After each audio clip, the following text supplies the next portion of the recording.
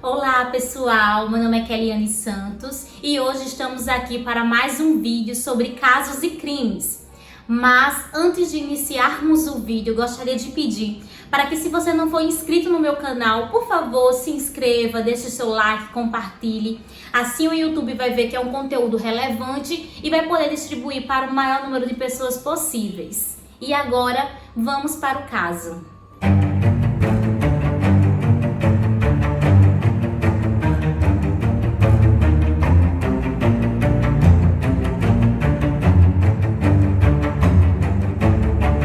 Susan Smith nasceu em 26 de setembro de 1971 nos Estados Unidos, filha de Linda e de Henry. Sua infância foi bastante conturbada pela separação dos pais, pois os pais eles brigavam muito e quando ela tinha 7 anos de idade eles resolveram se separar. Após pouco tempo da separação, o pai dela, Henry, aos 37 anos de idade, cometeu suicídio. Semanas após a morte de seu pai, a sua mãe, Linda, acabou se envolvendo com um outro homem chamado Beth. Ele era um homem bastante rico e tinha muito nome na cidade onde eles moravam.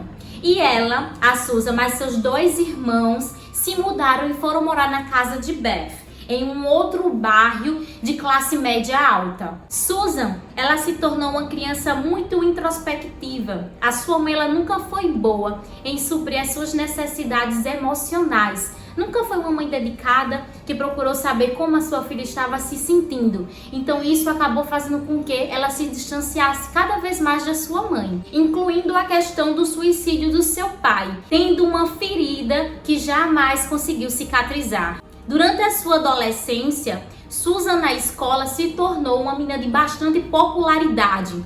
Era muito bonita e atraente. Isso despertava os olhares de muitos garotos. Ela conseguia assumir posições de liderança dentro da escola, que ajudou a aumentar cada vez mais a sua popularidade.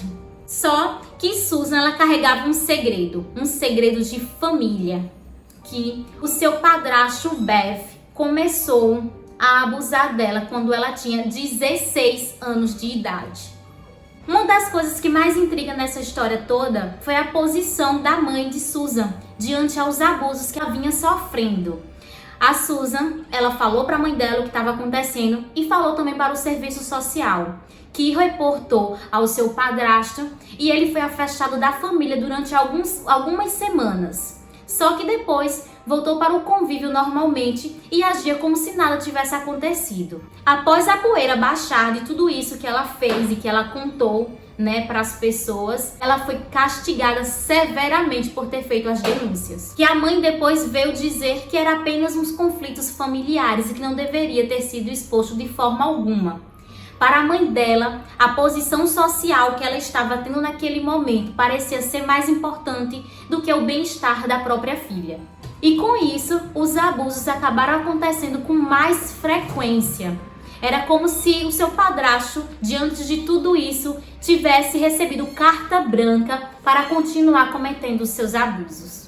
Houve um episódio que ela já estava tão cansada dos abusos que ela procurou um conselheiro escolar onde ela estudava e contou tudo o que estava acontecendo com ela. E ele a aconselhou para que ela pudesse procurar as autoridades e denunciá-lo. Mas ela já tinha feito isso antes e foi sem sucesso. Ela resolveu não fazer mais, porque sabia que ele tinha muitos advogados influentes que ia fazer com que esse caso todo fosse abafado e não ia adiantar de nada, como aconteceu da última vez. No verão de 1988, Susan, ela conseguiu um emprego em uma mercearia local da sua cidade.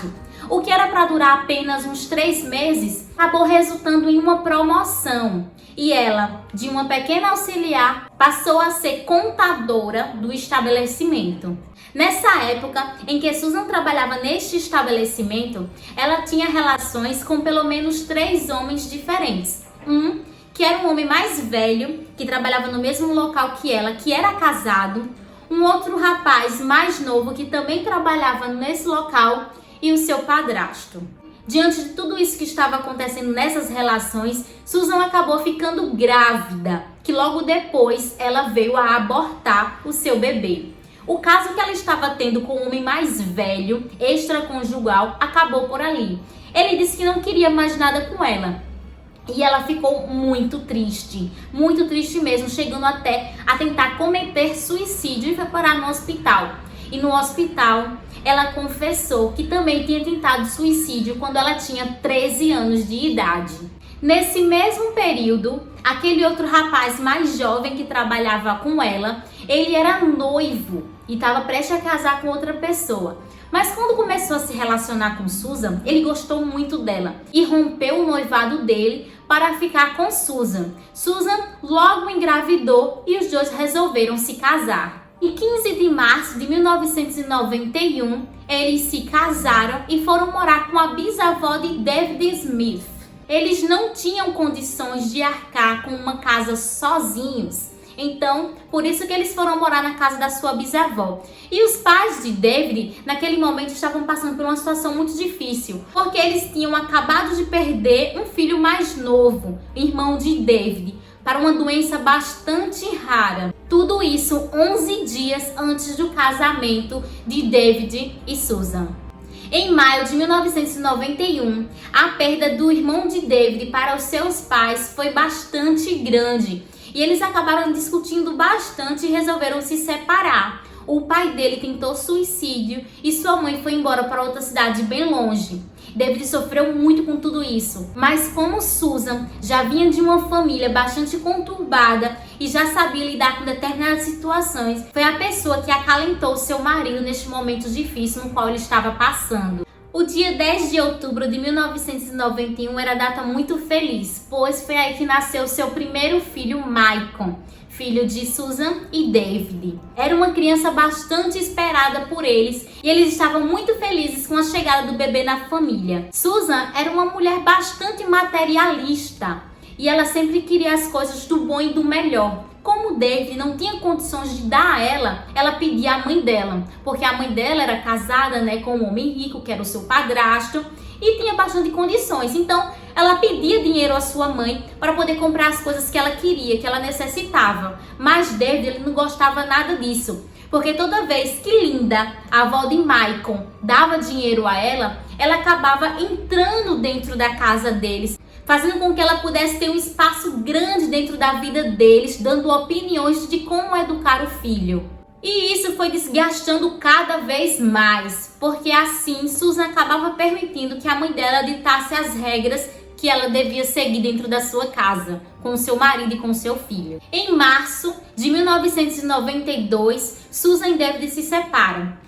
Mas durante os 7 meses ficavam entre idas e vindas. Ao mesmo tempo que ela ficava entre essas idas e vindas, ela tinha um caso extraconjugal com o seu antigo colega de trabalho, que acabou piorando ainda mais a situação. Em novembro de 1992, Susan acaba voltando, eles acabam reatando a relação deles, porque ela estava grávida. Só que David, como amava muito, nunca questionou a paternidade da criança, apenas assumiu e deixou que ela voltasse a entrar para sua vida como sua esposa. Só que para poder eles voltarem, a solução que eles encontraram foi ter a sua casa própria, sair da casa dos bisavós de David e poder ter o seu próprio cantinho. Então, mais uma vez, ela recorreu à ajuda da sua mãe, que ajudou ela a comprar uma casa para eles irem morar juntos. Só que o que era para ser momentos de alegria e de felicidade, ela acabou se distanciando ainda mais de David. Ela parecia estar muito infeliz com essa segunda gravidez e reclamava o tempo todo.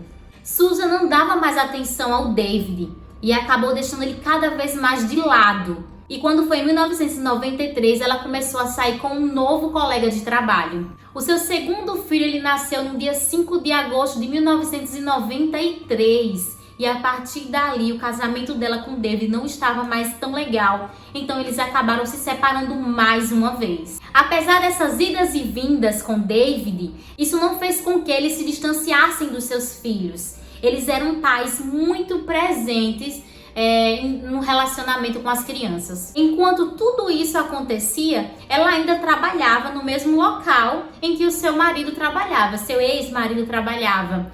Então, ela resolveu que ela não podia continuar trabalhando ali, que ela teria que procurar um outro emprego. Como ela trabalhou bastante tempo nessa empresa, ela obteve bastante experiência no cargo como contadora. Então, logo depois, ela conseguiu um emprego rapidamente em uma empresa muito grande, que depois de pouco tempo foi promovida a secretária executiva da empresa, um cargo invejado por muitas pessoas. Depois que ela conseguiu esse novo emprego, ela começou a frequentar a alta sociedade da sua cidade, de onde ela morava. A mesma sociedade em que a mãe dela também frequentava. Isso fez com que ela pudesse conhecer um dos filhos do seu chefe, um jovem muito bonito e bastante cobiçado pelas meninas. E a essa altura, ela parecia ter tudo o que ela queria, até mesmo os homens. E nisso, Tom, que era esse filho do seu chefe bastante cobiçado, começou a ter um relacionamento casual com ela. Isso em 1994. Só que na primavera, David, o seu ex atual, acabou fazendo parte da sua vida novamente e eles reataram o casamento. Pouco tempo depois, Susan se mostrava bastante arrependida do que tinha feito de ter voltado com seu ex-marido e acabou pedindo um divórcio mais uma vez. E ela começou a sair com o filho do seu chefe novamente, com o Tom. E ela tentava planejar um futuro juntos com o Tom, mas Tom ele estava procurando apenas uma oportunidade de terminar esse relacionamento com ela. Em outubro de 1994, ela consegue assinar o divórcio com seu ex-marido. E aí, ela está com o caminho livre para poder se casar com Tom. Só que uma carta inesperada acaba quebrando com todos os planos dela. E ela não esperava por isso. A carta trazia motivos que significassem o fim do relacionamento deles. Ele falava que não tinha interesse em ficar com ela, em continuar com ela. E ele também não tinha interesse nenhum em ter filhos, nem agora e nem talvez em um futuro distante. Por enquanto isso não fazia parte da sua vida. Ele não queria ter filhos e também não queria ter que cuidar de filhos de outras pessoas. Na carta também, ele a encorajava para que ela pudesse seguir a sua vida com mais respeito. Porque teve um dia que ela foi encontrada na banheira de hidromassagem com outro homem casado numa festa na casa do pai dele, uma festa da empresa. E ele descobriu isso. E quando ele descobriu isso, foi que fez com que ele realmente quisesse terminar qualquer vínculo que pudesse ter com ela. E o Tom pegou e falou bem assim na sua carta também: se você quer pegar um cara legal como eu um dia, você tem que agir como uma garota legal. E você sabe, garotas legais não dormem com homens casados. Disse isso Tom no trecho da sua carta. Susan, quando leu essa carta, ela ficou totalmente arrasada. Ela jamais esperava por isso. Ela já estava pensando em construir uma vida com ele, principalmente por ele ser filho do dono da empresa de onde ela trabalha e ter bastante dinheiro. Só que o que ele não sabia era que Susan, além de estar com ele, com o Tom, estava com o David, seu ex-marido, estava com seu padrasto e ainda tinha relações com o seu chefe, o pai de Tom. Susan, não satisfeita com tudo isso que estava acontecendo, com essa rejeição, ela ficou muito chateada, pois ela foi procurar Tom na empresa onde ele trabalhava, chegou lá e contou para ele que ela tinha relações com o seu padrasto desde os 16 anos de idade e que ela também tinha tido um caso com o seu pai, o chefe dela, e que ela faria isso vir à tona nos próximos dias. Parecia mesmo que ela estava disposta a tudo para poder ficar com Tom. Ela pensava que isso ia ser positivo, mas pelo contrário, foi muito negativo, e foi aí que ele realmente quis ainda mais se livrar dela de uma vez por todas. A reação dele foi de choque. Ele ficou em choque e mais uma vez ele falou que ele jamais terá mais nada com ela de agora em diante. ela não estava superando tudo isso que estava acontecendo, porque ela realmente estava muito apaixonada por ele. No dia 25 de outubro de 1994, ela pede para sair um pouco mais cedo do trabalho, porque ela não estava se sentindo muito bem. Então ela sai do trabalho, passa em casa, pega seus 2 filhos, coloca na cadeirinha de criança na parte de trás do carro e sai. Encontra com uma amiga e pede para a amiga ficar um pouco com as crianças, enquanto que ela ia fazer mais uma tentativa em falar com Tom. Dessa vez, ela ia falar para ele que tudo que ela falou com relação a estar com o David, com relação a ter tido um caso com o pai dele, era mentira. Era apenas uma brincadeirinha. Só que daí, ela não conseguiu nem falar com ele, porque na mesma hora, o Tom a impediu dela poder sequer entrar dentro do seu escritório. Então ela saiu lá com muita raiva. Pegou os seus filhos, né, que estavam com a amiga e saiu sem rumo, saiu pela estrada fora sem rumo. Um pouco mais tarde, ela pegou o seu telefone e ligou para uma amiga que ela sabia que naquele momento estava jantando com o Tom e mais algumas outras pessoas. E ela perguntou para essa amiga, amiga, o Tom falou alguma coisa de mim? Ela queria saber se ele estava comentando na roda de amigos sobre ela.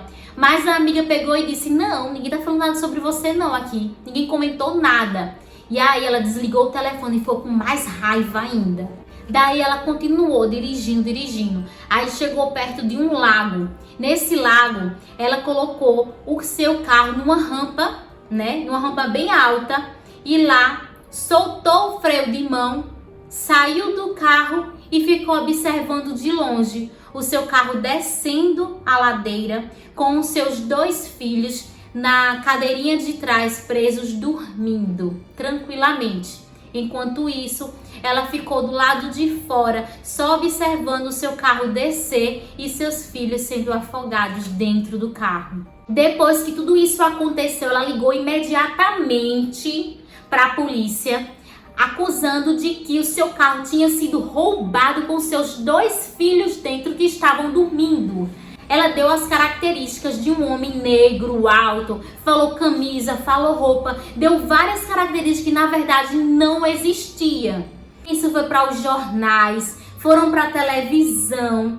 As pessoas acabaram sentindo bastante pena dela, ficou bastante comovido com a história e uma força-tarefa foi erguida. Ficou vários dias indo para a televisão, indo para a rádio, se comunicando com a imprensa para tentar encontrar o seu filho e também para poder chamar a atenção e ter pena do Tom por ela. Mas ele em nenhum momento quis saber de alguma coisa relacionado a isso, né? E relacionado a ela.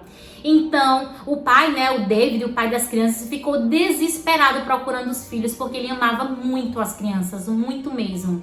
Então, depois de 9 dias, ela acabou confessando. Ela não sabia mais para onde ir, para onde mentir. Então, ela acabou confessando que ela mesma matou seus filhos, que deixou, que empurrou da ladeira abaixo e tal, perto do lago. Contou para a polícia foi atrás, fez as buscas e encontrou as crianças no local onde ela havia dito que tinha deixado. O desprezo de Susan foi esmagador. Primeiro, por dar características de uma pessoa que não existia, colocando medo e pavor em toda a cidade. Então as pessoas, quando viam uma pessoa negra alta, ficavam com medo pensando, será que é ele? Será que é ele? Coisa que não existia, apenas na cabeça dela. E outra coisa é poder estar lá parada, vendo seus filhos se afogar e não fazer nada. Ela ficou assistindo até o momento em que o carro chegou lá no fundo. Ela foi extremamente egoísta, porque foi o que ela fez. Ela quis se livrar dos seus filhos para poder casar com um homem rico, que era o Tom. Porque, como eu havia dito antes, ele tinha escrito na carta que não queria filhos e não queria criar filhos de uma outra pessoa. Então ela se livrou dos filhos para assim poder ter a atenção de Tom e ele poder casar com ela, sem empecilhos nenhum. Um outro trecho da carta que Tom deixou para ela mostra o porquê dela ter feito isso com seus próprios filhos. E a carta falava assim: mas, como já lhe disse antes, há algumas coisas sobre você que não são adequados para mim.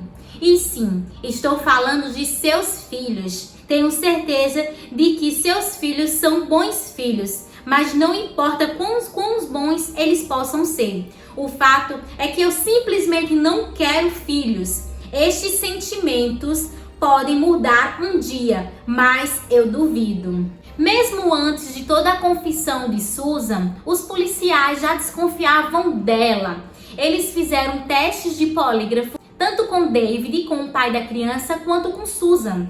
Só que com David, ele passou tranquilamente pelo teste, mas quando chegava em Susan, o polígrafo ele dava resultados inconclusivos. Então não ficava certeza do que ela estava falando. Tinha bastante aleatoriedade nas palavras de Susan. Uma das principais pistas que ela deu para os policiais, que acabou deixando eles um pouco com as orelhas em pé, foi a questão de ela ter dito que tinha parado em um sinal vermelho, aonde tinha sido roubado o carro dela. Só que ela disse que não tinha nenhum carro, apenas o único carro era o dela.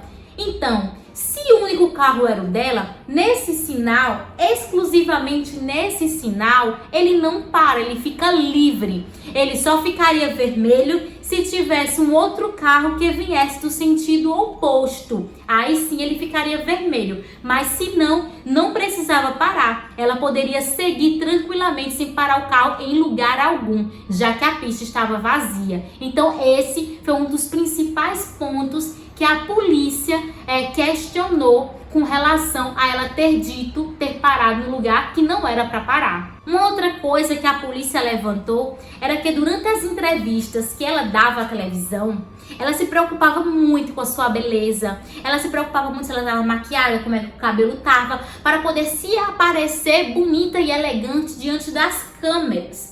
Quando na verdade o homem que está desesperada pelos seus filhos, ela jamais vai ligar por isso. Ela só quer reencontrar os seus filhos de uma vez por toda. Pouco importa a questão de beleza. 2h30 foi suficiente para o júri dar a sua sentença. E ela levou 30 anos de prisão. Mesmo David tentando fazer com que ela fosse para a sentença de morte, ela foi poupada da sentença de morte.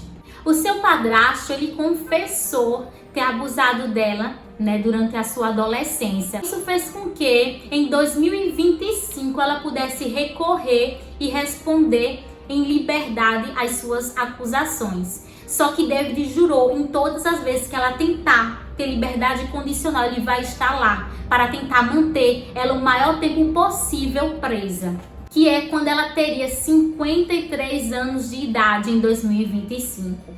Atualmente ela cumpre a sua sentença na prisão que fica na Carolina do Sul. Desde a sua prisão, 2 guardas foram severamente punidos por terem relações com Susan Smith na cadeia. E tudo isso só foi descoberto porque ela foi diagnosticada com uma doença sexualmente transmissível.